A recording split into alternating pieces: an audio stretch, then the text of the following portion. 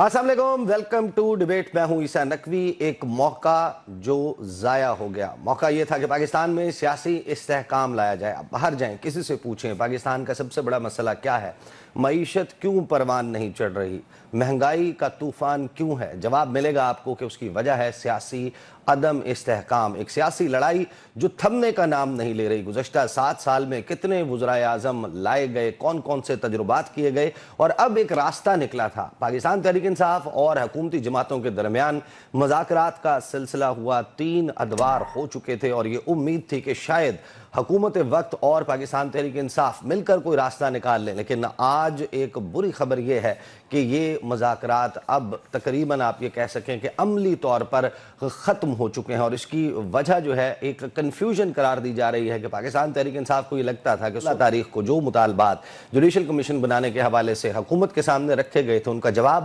7 دن کے اندر دیا جائے گا۔ حکومت کو یہ لگتا ہے کہ وہ جواب دیا جانا تھا 7 ورکنگ ڈیز میں۔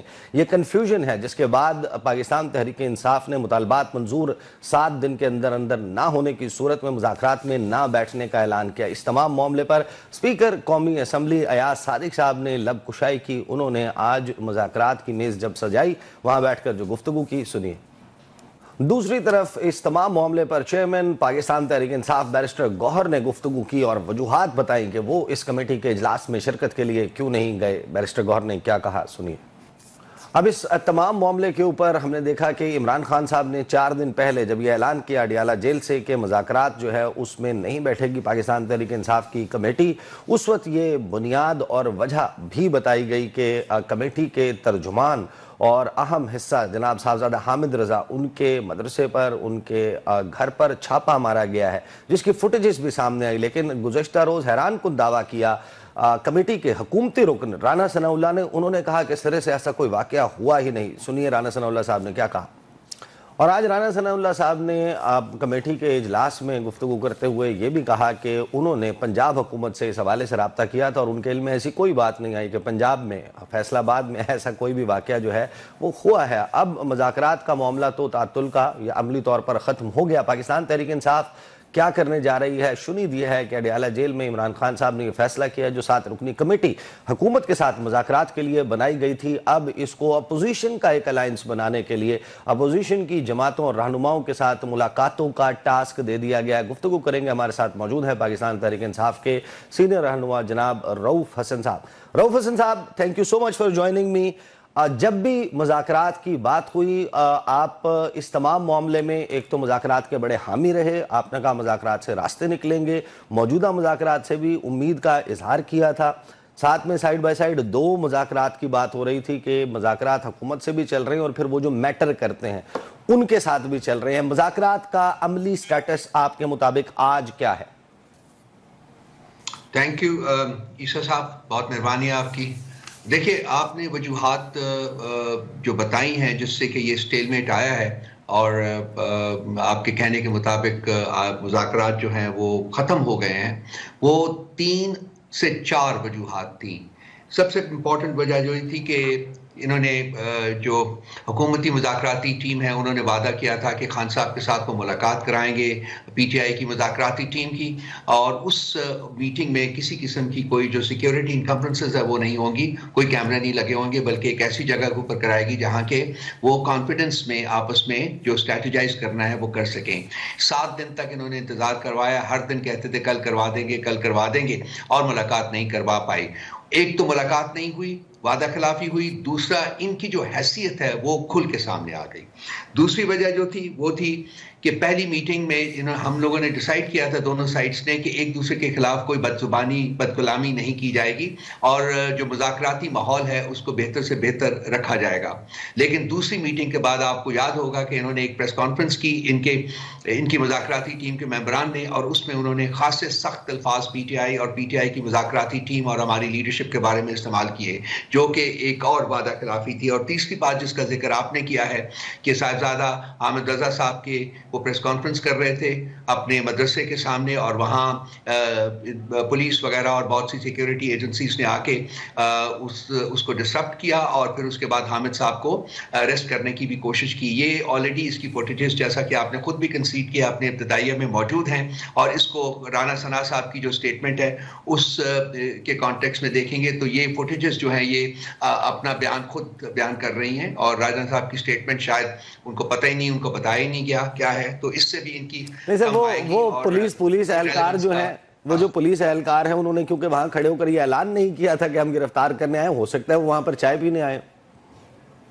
بلکہ وہ تو حامد صاحب سے ویسے کہتے کہ چائے پینے, لیکن وہ چائے پینے نہیں آئے تھے. میری خود حامد صاحب سے بات ہوئی ہے, انہوں نے بہت وہاں بدتمیزی کی اور ان کو پوری کوشش کی کہ وہ اریسٹ ہو جائیں, لیکن چونکہ وہاں خاصی دنیا بیٹھی ہوئی تھی اس لیے وہ نہیں ہو پائے. لیکن آپ نے کہا کہ حکومت کے لوگوں نے بدزبانی کی, چوتھی وجہ یہ تھی کہ 7 دن کی بات ہوئی تھی, 7 ورکنگ کا لفظ انہوں نے خود بعد میں اپنی اناؤنسمنٹ میں ایڈ کیا تھا. ہم نے 16 سے 23 تک 7 دن پورے کیے تھے, اور اس میں انہوں نے اناؤنسمنٹ نہیں کی. اس کے بعد ہم نے فیصلہ کیا تھا کہ وہ, اس کے بعد بھی ہم نے کہا ہے ان کو کہ جی اگر انہوں نے کوئی فیصلہ کیا ہے کمیشنز کے بارے میں تو وہ اناؤنس کر دیں, پبلک ڈومین میں اناؤنس کر دیں. وہ ہم جو آفر ہے وہ لے کے خان صاحب کے پاس جائیں گے اور ان کی فردر ڈائریکشنز جو ہیں وہ ہم لیں گے. لیکن میرا خیال ہے کہ چونکہ انہوں نے فیصلہ کچھ بھی نہیں کیا, یہ کچھ کرنا نہیں چاہتے, اس لیے یہ معاملے کو حکومتی لوگ جو اور شخصیات جو ہیں وہ اب میڈیا میں یہ بات کرتے ہوئے نظر آ رہے ہیں کہ کوئی تیسرا راستہ تھا, کوئی درمیانی راستہ تھا کہ کمیشن بھی نہ بنانا پڑے لیکن تحریک انصاف کی کوئی تشفی بھی ہو جائے. وہ یہ کہتے ہیں کہ اگر آپ آ جاتے, بیٹھ جاتے, سن لیتے تو شاید کوئی راستہ نکل آتا. تو وہ تو آپ کے کوڈ میں گیند پھینک رہے ہیں. وہ کہہ رہے ہیں کہ جو بدزبانی والی بات بھی ہے, آپ نے ہمیں اردلی کہا, آپ نے وزیراعظم, وہی وزیراعظم جس نے یہ کمیٹی بنائی ہے جس کے ساتھ بیٹھ کر آپ مذاکرات کر رہے ہیں, آپ نے ان پر حملے کیے, آپ نے اسٹیبلشمنٹ کے اوپر بات کی, آپ نے جو ہے وہ ترسیلات زر روکنے کی اور آپ کی بائیکاٹ کی مہم چل رہی تھی. تو ایسے میں مذاکرات کیسے چل سکتے تھے؟ دیکھیے, مذاکرات کے لیے ایک کنڈیوسو ماحول بنانا جو ہے وہ کلیتاً حکومتی وفد کا کام تھا, حکومتی سائٹ کا کام تھا, جس میں کہ وہ بری طرح ناکام رہے ہیں. اور یہ اب الزام تراشی کرنا دوسروں کے اوپر, یہ جو لفظ جو آپ کہہ رہے ہیں استعمال ہوئے, یہ مذاکرات کا جب فیصلہ ہو گیا تھا تو اس کے بعد یہ الفاظ استعمال ہوئے تھے. اور وہ ہم تو اپوزیشن میں بیٹھے ہوئے ہیں, ہمارے ساتھ تو ڈے ٹو ڈے بیسس کے اوپر جو ہو رہا ہے اس کانٹیکسٹ میں ہم لوگوں نے تو کوئی نہ کوئی بات کرنے رہنا ہے. ہم نے تو اپنا پوائنٹ آف ویو جو ہے اس کو لوگوں کے سامنے لانا ہے.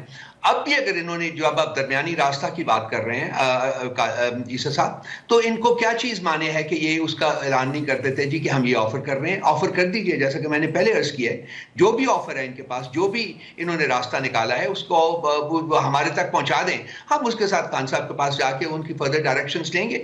میں آپ نے آپ یہ کہہ رہے ہیں کہ حکومت مذاکرات کا حامی تھا, میں مذاکرات کا حامی ہوں اور میں مذاکرات کا حامی رہوں گا. آپ یہ کہہ رہے ہیں کہ حکومت اب جس بھی نتیجے پر پہنچی ہے آپ کے مطالبات کے نتیجے میں وہ اناؤنس کر دے, آپ وہ لے کر آپ کی ملاقات فیسیلیٹیٹ ہو جائے, آپ خان صاحب کے گوش گزار کریں گے, وہ جو بھی درمیانی راستہ حکومت سجیسٹ کر رہی ہے, اور پھر معاملہ بیک آن ٹریک آ سکتا ہے.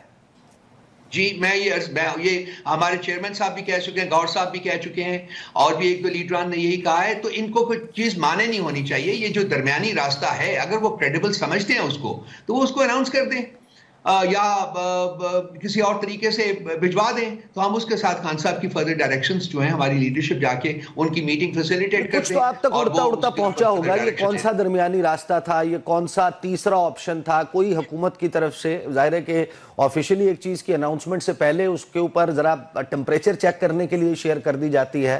کچھ بتایا تھا, کوئی خاکہ تھا کیا؟ نہیں جی عیسیٰ صاحب, نہیں, ہمیں بالکل کسی قسم کا کوئی اندیا نہیں دیا انہوں نے کہ جی یہ ہم کرنے جا رہے ہیں, یہ درمیانی راستہ ہے. جو بھی ہے اس کو کھل کے سامنے کریں, وہ عوامی عدالت میں بھی لے جائیں, ہمارے پاس بھی آئیں, اور ہم دیکھیں گے کہ اس کو کس طریقے سے آگے بڑھایا جا سکتا ہے. اگر وہ اس قابل ہے کہ اس کو آگے بڑھایا جائے, پہلے تو یہ دیکھنا ہوگا نا, ایویلویٹ کرنا ہوگا کہ ہے کیا وہ درمیانی راستہ, کیا ہے جو یہ پرپوز کر رہے ہیں. مجھے یہ پتہ چلا ہے کچھ سورسز سے کہ کوئی پارلیمنٹری کمیٹی بنانا چاہتے ہیں. अच्छा, इंस्टेड ऑफ जुडिशियल कमीशन ये पार्लियामेंट्री कमेटी बनाना चाहते हैं, और पार्लियामेंट्री कमेटी में कह रहे हैं कि उनको हम एम्पावर करेंगे कि वो कोई फैसला करें कि किस तरीके से मामलात को आगे बढ़ाया जा सकता है। तो ये एक खाका है जो कि मुझे बताया गया है, इन्हीं की तरफ से कुछ लोगों ने मुझे बताया है। अब इसकी डिटेल्स बता दें कि किस किस्म की वो पार्लियामेंट्री कमेटी होगी, किस किस्म का उसको किस तरीके से एम्पावर किया जाएगा, कौन कौन उसमें शामिल होगा, और वो उसके सामने ऑप्शंस क्या क्या रखे जाएंगे कि जी ये कंसिडर कर लीजिए, और उसके बाद हमें आप अपने ओपिनियन से आगाह करें। लेकिन there was absolute clarity Pakistan Tehreek Insaf की तरफ से, तो एब्सोल्यूट क्लैरिटी थी कि जो 3 सीनियर मोस्ट जजेस हैं सुप्रीम कोर्ट ऑफ पाकिस्तान के या इस्लामाबाद हाई कोर्ट के, उन पर मुश्तमिल जो है वो कमीशंस बनाए जाएं 9 मई और 26 नवंबर के लिए। तो ये अगर आप इसको समझ भी लें कि ये एक ऑप्शन दिया गया था कि वो पार्लिमानी कमेटी बना दी जाएगी, तो वो एक्सेप्टेबल होता है इमरान खान को और आपकी जमात को? देखिए जी, सब मामला तो खान साहब के पास जाएंगे ना, ये तो फैसला उन्होंने करना है। जैसा कि मैं बार बार कह रहा हूं कि ये अगर कोई प्रपोजल इनके पास है, और ये प्रपोजल जो मुझे इन्हीं की तरफ के कुछ लोगों ने मुझे दिया है, जो मैंने आपके साथ शेयर किया है, मुझे ये भी नहीं पता कि ये ठीक है या गलत है, इनका यही प्रपोजल है या कोई और प्रपोजल है, जो भी है रास्ता निकालना है ना, आगे बात लेके जानी है, तो बताएं क्या है, उसको हम लेके देखते हैं। खान साहब के पास जाते हैं, देखते हैं कि वो क्या कहते हैं। लेकिन सबसे इंपॉर्टेंट चीज ये है कि मीटिंग फैसिलिटेट करें। ये इनकी जो रेलेवेंस है ना, ईसा साहब ये खुद खो चुके हुए हैं। ये मीटिंग 7 दिनों में ना करवाने के बाद इनके ऊपर किसी किस्म का ट्रस्ट करना जो है वो भी बेवकूफी होगी ना। इनकी कोई रेलेवेंस ही नहीं है, तो वो ऑर्डरली का लफ्ज तो बड़ा बड़ा इनके ऊपर फिट आता है, सादर आता है ना, टोटल बिल्कुल सही। अच्छा, आज अब हम स्टेटस क्या समझें? On the record, of the record, front door, back door, front channel, back channel, corner of the room, pull aside, हर किस्म की बातचीत हुकूमत या इदारों में किसी भी शख्स के साथ खत्म हो चुकी है तहरीक इंसाफ की? नहीं, मैं ये नहीं कहूंगा कि खत्म हो चुकी हुई है सबके साथ। हम लोग राब्ते में हैं और राब्ते में रहेंगे, मामलात आगे बढ़ेंगे। राब्ते में है, मुज़ाकरात ही प्रॉब्लम्स का हल है, वही मुज़ाकरात के जरिए ही आगे या का बड़ी रास्ता बात चुना कर जा रहे सकता हैं, राब्ते में है, किससे राब्ते में है? जी हाँ, बिल्कुल। वो मैं नहीं, उस डिटेल में मैं नहीं जाना चाहता। वो मैटर और करते ये हैं लोग भी जिनके हम साथ चाहेंगे राब्ते कि में इनके है? साथ भी को पॉसिबिलिटीज जो है उसको डेफिनेटली प्रोब किया जाए। तो इनको चाहिए अगर ये जेन्युइनली इंटरेस्टेड है, आप जिनके इनको साथ चाहिए राब्ते कि में अपना है, जो इनका प्रपोजल है उसको सामने लेके आए, वो हमें बताएं। आप जिनके साथ राब्ते में हैं, वो हैं जिनके पास इख्तियार है या वो बेइख्तियार है? नहीं, बेइख्तियार लोग तो ये हैं जो अच्छा, बार बार मैं हमेशा से कहता आया हूं, जो एक ये लोग जो मीटिंग नहीं करा सके कमिट करने के बाद। अब मैं उनको कैसे कहूं कि ये बाइख्तियार लोग हैं? ये बिल्कुल बेइख्तियार लोग हैं, इररेलेवेंट लोग हैं। तो वो शिकवा कर रहे हैं, वो कह रहे हैं कि जब आप बाइख्तियार लोगों के साथ राब्ते में आ गए हैं तो फिर हमारे साथ मुज़ाकरात का जो ढोंग है उसको ख़त्म कर दें। देखिए ईसा साहब, हम हर उस शख्स से मुज़ाकरात करेंगे जो इस मसले को हल कर सकता है, जो इस मुल्क में डाका डाला है गया है उसको वेकेट कर सकता है। इस मुल्क में आइन और कानून की हुकूमत को रिवाइव करने के लिए हम हर स्टेक होल्डर से मुज़ाकरात करेंगे। इनसे भी हमने इसीलिए दरवाज़ा खोला था। हमने बहुत अपनी जो कमिटमेंट थी, जो हमारी स्टांस था, उसको कॉम्प्रोमाइज़ करके खान साहब ने बहुत फराख दिली से कहा था कि नहीं चलिए इनके साथ भी बात करके देख लेते हैं, शायद ये फैसिलिटेट कर दें। लेकिन अनफॉर्चुनेटली बदकिस्मती से ये नहीं कर पाए। आज इस हवाले से सीनियर सहाफ़ी आमिर इलियास राना ने भी बात की। उन्होंने कहा है कि एक और मुलाकात भी हुई है, वो जो पेशावर में हुई थी बैरिस्टर गौहर अली अमीन गंडापुर की। उसके बाद एक और मुलाकात हुई है, not at the top level, top के बाद सेकंड या थर्ड टियर के ऊपर हुई है, और उसमें कुछ चुप रहने का मुतालबा किया गया। और अगर वो मुतालबा मान लिया गया, खान साहब खामोश हो जाते हैं, वो तनकीद और ये जो वो उनके ट्वीट्स आते हैं बड़े ख़तरनाक उनको करार दिया जाता है, वो आना बंद हो जाए तो रास्ते खुल सकते हैं। क्या यही बॉटल नेक है? देखिए, मैं स्पेसिफिक्स की बात नहीं करूंगा, लेकिन मैं सिर्फ ये कहना चाहता हूं कि खान साहब अगर बाहर आना चाहें तो वो आज बाहर आ सकते हैं, कल नहीं आज, ठीक है? और 14 साल सजा है। जो भी आप नतीजा अखज़ करना चाहते हैं वो कर लीजिए। मैंने पहले भी आपके 14 साल कैदे बा मुशक्कत, जुर्माना ना देने की सूरत में 14 साल 6 माह, जिसमें से अभी शायद चंद ही दिन गुजरे हैं। 17 तारीख को ये फैसला सुनाया गया था, आज हम 28 तारीख को गुफ्तगू कर रहे हैं, 11 दिन कम कर लें। आप कह रहे हैं कि अगर वो चाहें तो आज बाहर आ सकते हैं। इस मुल्क में एब्सकॉन्डर्स को ओवरनाइट क्लेंस किया गया है, ठीक है? और क्या चाहते हैं मुझे कहना कि मैं कहूं? तो अब मामला तो यहां पर यह है कि आपकी मर्जी का मुकदमा नहीं लग रहा, اسلام آباد ہائی کورٹ میں آپ کہہ رہے ہیں کہ نہیں، نئے آنے والے جج نہیں سنیں گے یہ استدعا، وہ جو لوگ پہلے سنتے رہے ہیں جن کے پاس سملر کیسز کے حوالے سے آلریڈی چیزیں موجود ہیں وہ سنیں گے۔ آپ دلائل دینے سے انکار کر رہے ہیں، آپ کے وکلا وہ کہہ رہے ہیں کہ ہمارا لیے بینچ تبدیل کیا جائے، وہ نہیں تبدیل کروا رہے، آپ کہہ رہے ہیں کہ آج چاہیں خان صاحب باہر آ جائیں۔ یہ انٹرسٹنگ ہے بہت۔ میں نے جو کہنا تھا وہ کہہ دیا، باقی جو ہم عدالت میں جو کچھ کہہ رہے ہیں، جو کر رہے ہیں، وہ ہمارا قانونی اور آئینی حق ہے، وہ ہم اپنی ڈیمانڈز جو ہیں وہ ان تک لے کے جاتے رہیں گے۔ یہ جو نئے ریکروٹ ہوئے ہیں، ججز بھی نہیں ان کو کہوں گا، یہ جو نئے ریکروٹ آئے ہیں، یہ ان کی عدالت میں مقدمہ لے جانا جو ہے وہ سراسر ناانصافی ہوگی، اور ہم نے کہا ہے کہ یہ ریکروز کریں، اور ہم نے اس کی بڑی کریڈیبل وجوہات بھی عدالت میں پیش کی ہیں کہ ان وجوہات کی وجہ سے یہ مقدمہ جو ہے وہ نہیں سن سکتے۔ صحیح، ویری انٹرسٹنگ ٹیک۔ رؤوف حسن صاحب بہت بہت شکریہ، ہمارے ساتھ موجود تھے۔ رؤوف حسن صاحب کہتے ہیں کہ مذاکرات عملی طور پر ختم ہوئے ہیں، رابطے ختم نہیں ہوئے۔ بریک لیں گے، بریک کے بعد واپس آئیں گے، گفتگو کریں گے۔ سینئر پیونج جج اسلام آباد high court justice Mohsin Akhtar Kayani, انہوں نے بہت ہی معنی خیز گفتگو کی ہے، ساتھ ہی پیکا ایکٹ، ترمیمی ایکٹ جو ہے وہ اب قانون کی شکل اختیار کر چکا ہے، صدر مملکت کے دستخط اور گزٹ نوٹیفیکیشن باقی ہے، قومی اسمبلی کے بعد سینٹ سے بھی منظور ہو گیا ہے، اور حکومت کا موقف بھی جانیں گے کہ مذاکرات کے معاملے پر ختم ہونے پر، عملی طور پر ختم ہو جانے پر حکومت کا کیا موقف ہے۔ بات کرتے ہیں آفٹر دا بریک۔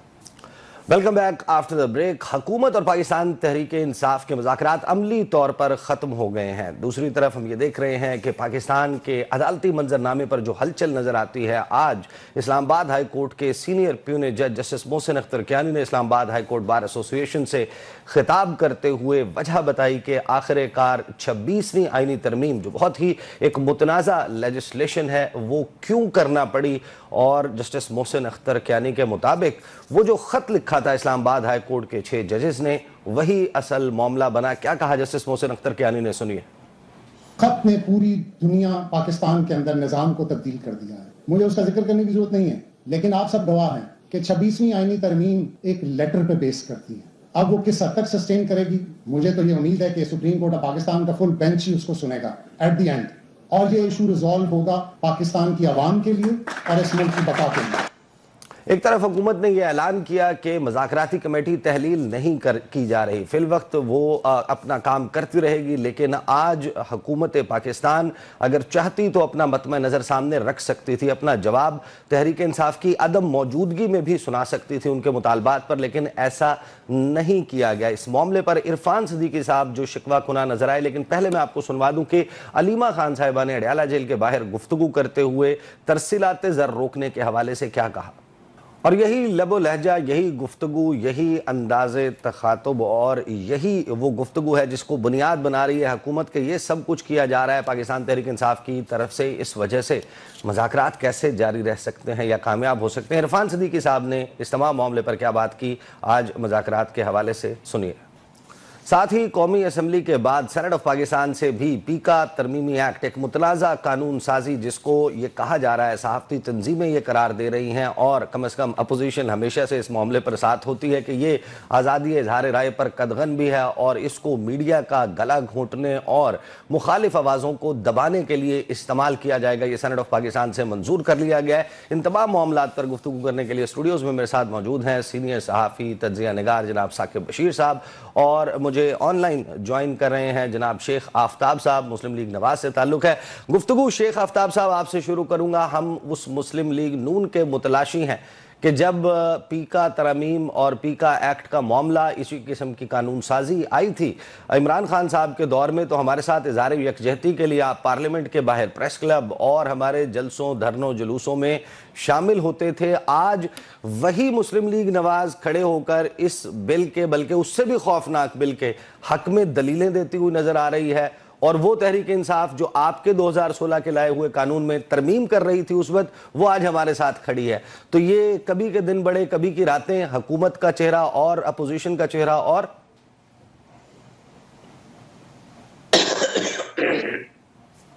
بسم اللہ الرحمن الرحیم۔ میں تھوڑا سا معذرت چاہتا ہوں کہ ذرا میرا گلا بہت خراب ہے، اس لیے تھوڑی سی ڈسٹربنس ہو رہی ہے۔ ہم سب کو بارش کی دعا بھی کرنی چاہیے، بڑا ڈرائی سپیل جو ہے وہ 5 ماہ ہو گئے بارش نہیں ہوئی۔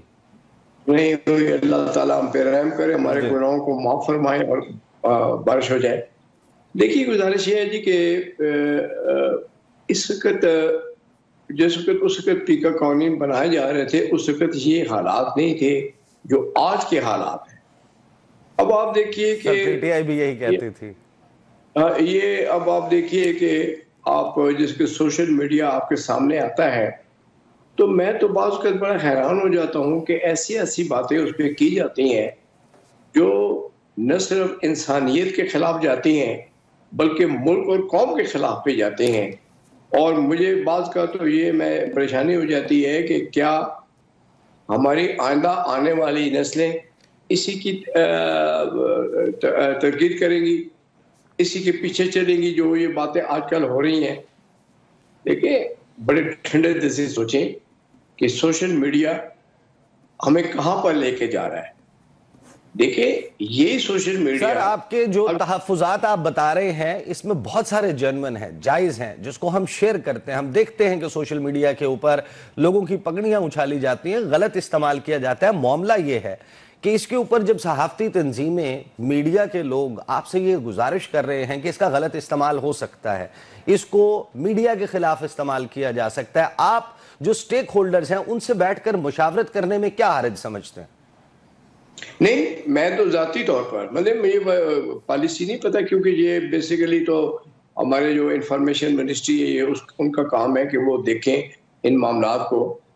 ڈائریکٹلی میں انوالو نہیں ہوں اس میں, لیکن ایک پاکستانی کی حیثیت سے میں خود اس حق میں ہوں کہ تمام معاملات اکراس دی ٹیبل بیٹھ کر مذاکرات کے ذریعے حل ہونے چاہیے. دونوں طرف کی بات سنی جائے, پازیٹیو نیگیٹو سے چیز سامنے آئیں گی اور جو پھر بہتر چیز سامنے آئے اس کو اڈاپٹ کر دیا جائے. صحیح, میں آپ کے پاس اسی معاملے پر واپس آتا ہوں. میں ثاقب بشیر صاحب کا جو ہے وہ انپوٹ اس پر لے لوں. ثاقب بشیر صاحب, مسلم لیگ نون, مریم نواز صاحبہ کی تقریریں, میاں محمد نواز شریف کی گفتگو, ان کے تمام لیڈرز کی گفتگو جو آزادی اظہار رائے ہے اس تمام معاملے پر, ابھی کوئی زیادہ عرصہ نہیں گزرا, 2-2.5 سال پہلے, 3 سال پہلے خان صاحب کے دور حکومت میں, آج مسلم لیگ نون جو ہے اس کی گفتگو جو ہے, اور اس میں کم از کم سٹیک ہولڈرز کے ساتھ مشاورت تو بنتی تھی کہ آپ ان سے بات کریں, ان کو تو کم از کم آن بورڈ لیں. اچھا, پہلی بات تو یہ ہے کہ جو مسلم لیگ نون ہے, پیپلز پارٹی کے بہت سارے اراکین, ایسے لگتا ہے کہ ماضی کی طرح بھی 26ویں آئینی ترمیم یا اور بھی بہت ساری لیجسلیشن ہوئی, ہمیں معلوم ہے کہ انہوں نے وہ مسودہ ہی نہیں پڑھا تھا خیر سے کہ اس میں لکھا ہوا کیا ہے.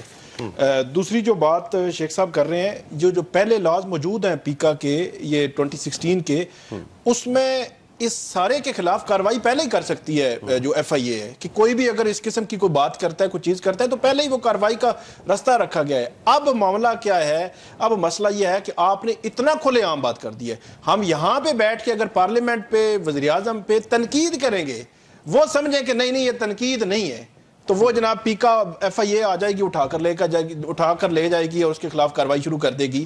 پھر وہ جو مسلم لیگ نون کہہ رہی ہے کہ وہ مسلم لیگ نون پتہ نہیں کہاں پہ گم ہو گئی ہے, کہ جو خود ہمیں جو ہے وہ مریم اورنگزیب صاحبہ, احسن اقبال, خود میں اسلام آباد ہائی کورٹ کی بات کر رہا ہوں, وہاں پٹیشنر تھے کہ یہ پیکا ترمیمی آرڈیننس جو ہے اس کو کالعدم قرار دیں, کالا قانون ہے, یہ آوازیں بند کرنا چاہتے ہیں اور یہ صحافیوں کو جو ہے وہ جیلوں میں ڈالنا چاہتے ہیں. اس وقت خود پٹیشنر بنے تھے. اور اب میں آپ کو بتاؤں, جو پیکا ترمیمی آرڈیننس تھا پی ٹی آئی کا, یہ اس سے بھی ورسٹ ہے, یہ اس سے بھی ورسٹ ہے, اور اس کا بالکل اندازہ جو ہے وہ مسلم لیگ نون نہیں کر رہی. اور سب سے بڑی بات یہ ہے کہ صحافی کیا کہہ رہے تھے, یہ جرنلسٹ کی جو آرگنائزیشن ہے کیا کہہ رہی تھی, مشاورت کر لیں. مشاورت میں کیا حرج ہے, کیا آپ کو اتنی جلدی پڑی ہوئی تھی کہ آپ نے ایک ہفتہ پہلے, چند دن پہلے جو ہے وہ پارلیمنٹ سے, قومی اسمبلی سے, اور آج کل جو سینٹ سے آپ نے منظور کروا لیا, اور اب مجھے ایسے لگتا ہے راتوں رات جو ہے وہ صدر دستخط کریں گے, گزٹ بھی ہو جائے گا.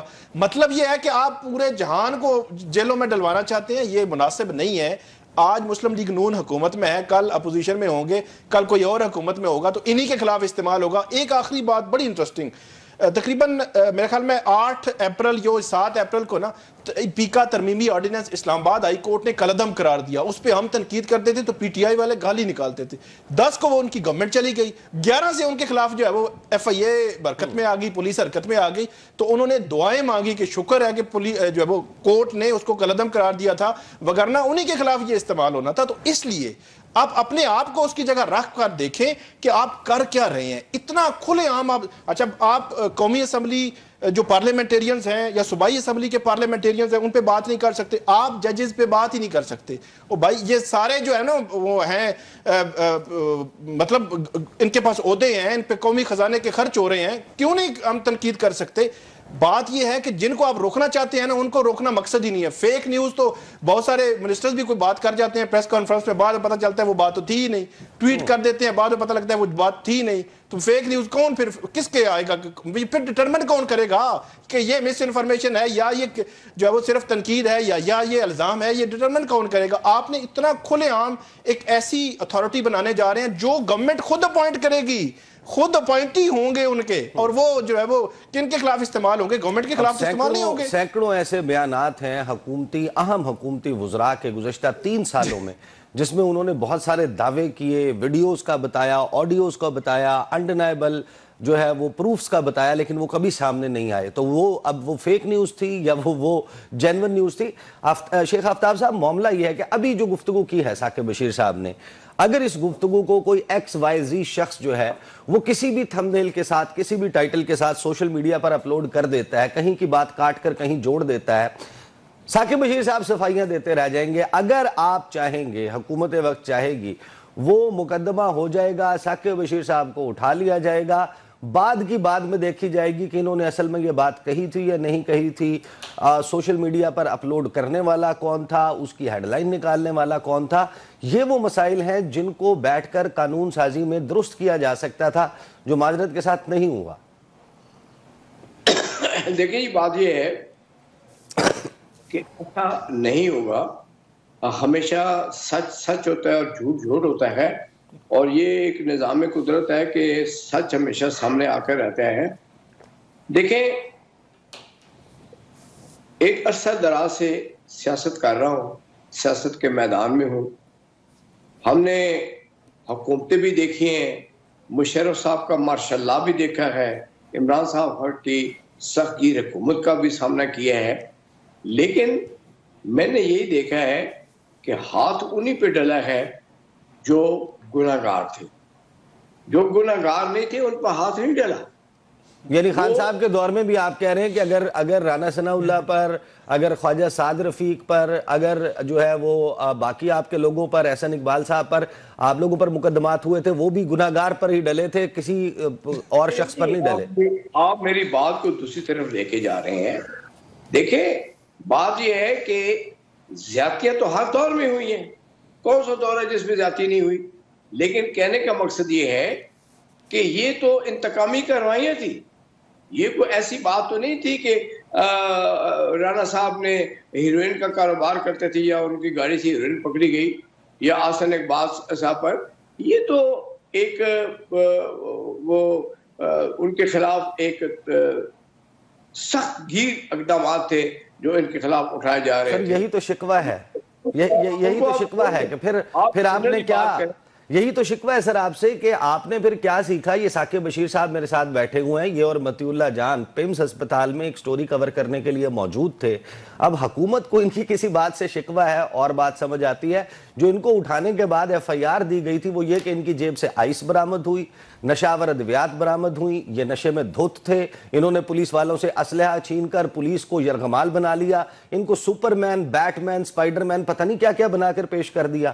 یہی جب آپ کا شکوہ تھا, جس درد سے یا کرب سے آپ گزرے آپ بتا رہے ہیں, تو وہ آپ کے دور میں ہوگا, تو پھر آپ اس کو کیسے جسٹیفائی کریں گے؟ آپ اگر ہمارے دور میں بھی کسی کے ساتھ اس قسم کی زیادتی ہوگی تو ہم اسے اچھا نہیں سمجھیں گے, ہم اسے اچھی نظروں سے نہیں دیکھیں گے. صحیح.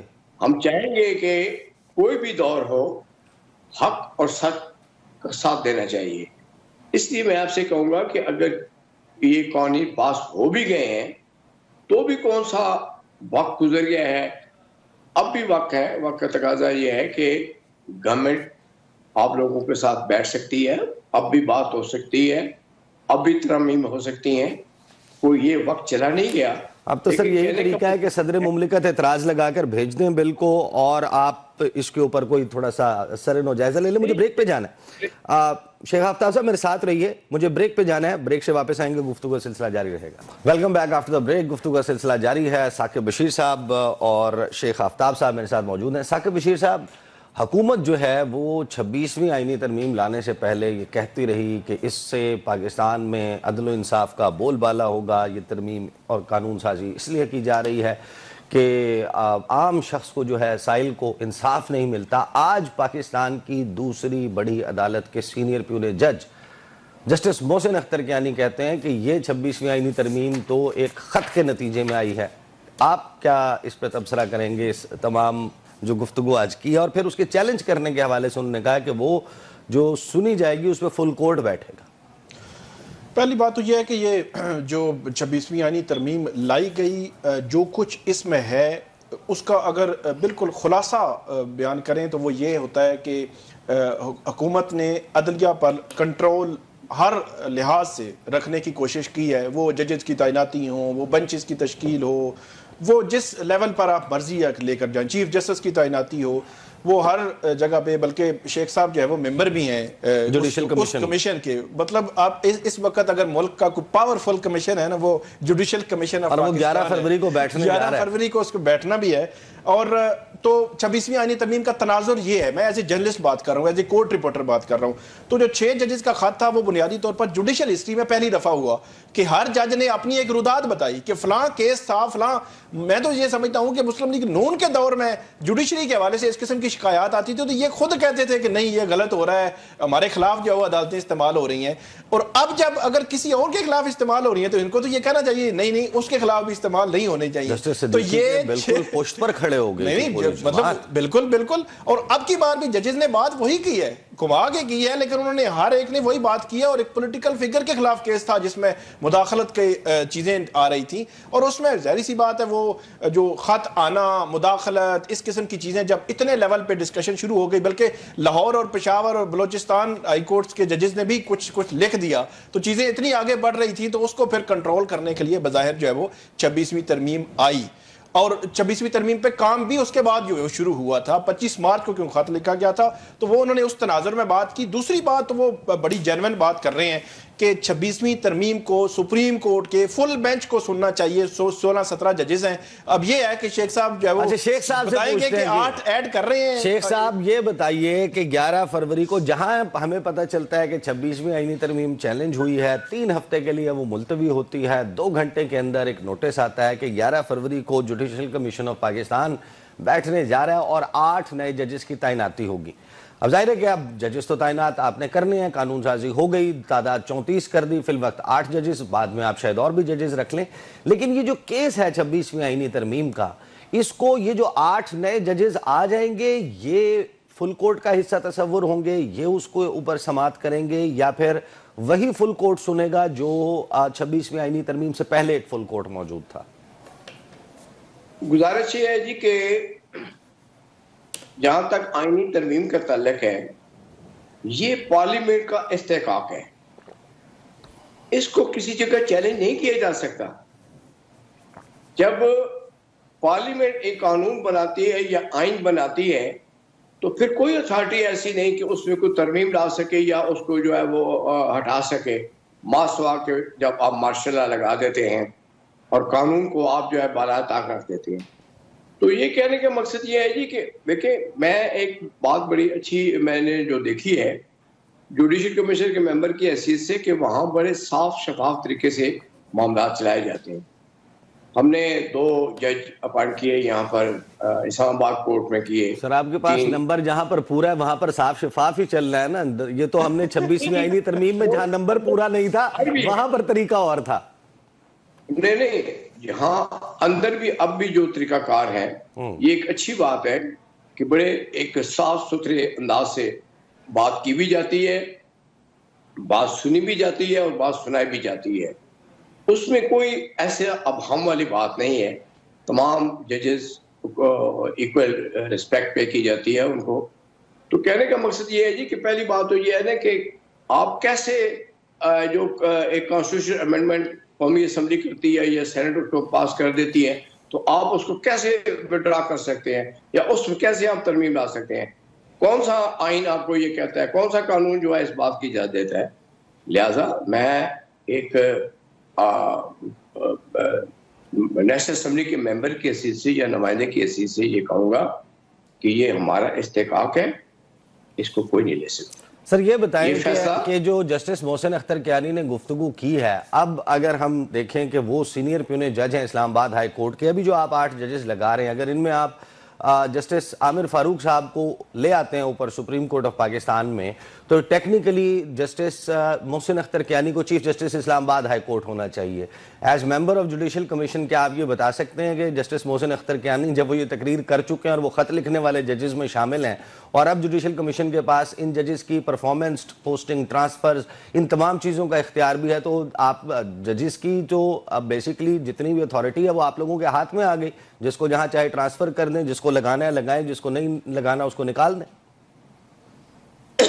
یہ جی گزارش ہے کہ یہ فیصلہ ایک افہام و تفہیم سے کیا جاتا ہے، ساری سوچ بچار کی جاتی ہے، تمام جو کینڈیڈیٹس ہوتے ہیں ان کو سامنے لا کر ان کی ایک ایک چیز کو دیکھا جاتا ہے کہ کب انہوں نے لا کیا، کتنے مقدمے کے فیصلے کیے، یہ ساری چیزیں سامنے رکھ کر، مد نظر رکھ کر، میرٹ ڈی میرٹس کو مد نظر رکھ کر کوشش کی جاتی ہے کہ متفقہ طور پر فیصلے ہو جائیں، جس طرح ابھی 12 ججز ہم نے لگائے ہیں سندھ ہائی کورٹ میں۔ اچھا سر، وقت تھوڑا سا کم ہے، میں کیونکہ ایک اور کوئی کامنٹ آپ سے چاہتا ہوں، پھر میں ثاقب بشیر صاحب کی طرف جاؤں گا۔ مجھے یہ بتا دیجئے کہ آج کیا مجبوری بنی؟ آج آپ کمیٹی تحلیل کر سکتے تھے، تحریک انصاف موجود نہیں تھی، آپ ان کا جواب دے سکتے تھے۔